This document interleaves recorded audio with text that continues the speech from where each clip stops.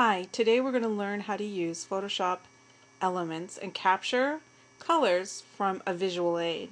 I find it very helpful. Alright, let's open it up. And we're going to open up a new file, which I already have on my computer. We'll just use it. It's a nice little painting of a moose and a Santa riding his back. So the first thing we want to do is resize the canvas, because this is going to allow us a space in which to drag our colors out to see what they actually look like in isolation on their own. So I'll just increase that to 5:7. And unfortunately it meant that the background turned the last color I had picked, so let me see if I can get it back to white.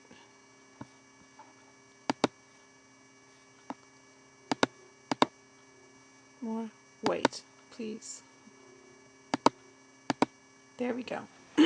Alright, sorry for that little deviation. Usually it opens up and it's white.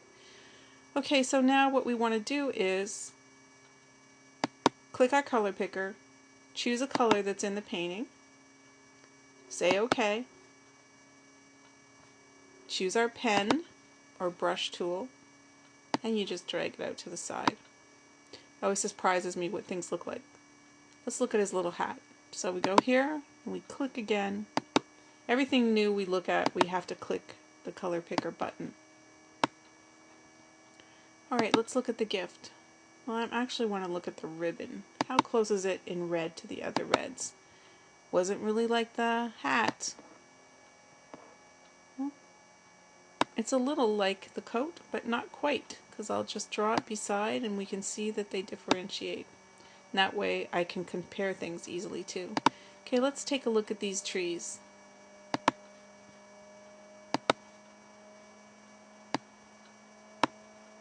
Everything's got a sort of a muddy tone in this painting, doesn't it?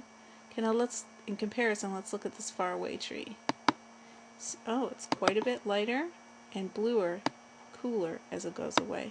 But similarly, the same value, which is interesting too.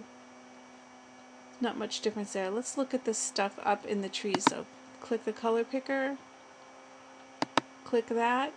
It's quite lavender. Do you want to know how I can tell? Let's go back. Bring our color picker up again. Do you see here how it's down in the, barely any color? It only has 6% saturation, so it's pretty dull. But if I went straight up with this, you can see how it's turning lavender for me. So that's how I know it's lavender. I already did know before, but that's how I prove it. Okay, let's take a look at Santa's beard. What color is it? Interestingly, I think it's quite warm by comparison. So now let's look at the other white present, which is the white of the snow. And it is even cooler again. So whenever I click the color picker, I can see the last color I did and the color previous, and that's always kind of fun, because maybe I want to see what the shadow snow looks like in comparison to the... Oh, and look at that, what a difference. Alright, let's take a look at the moose antlers.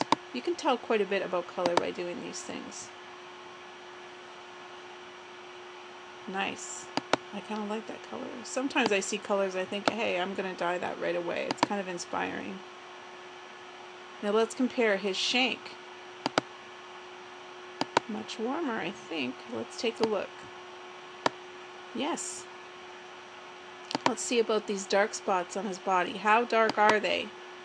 Well, as you can see, that happened up here. They're pretty dark. Alright, so that's how I do it.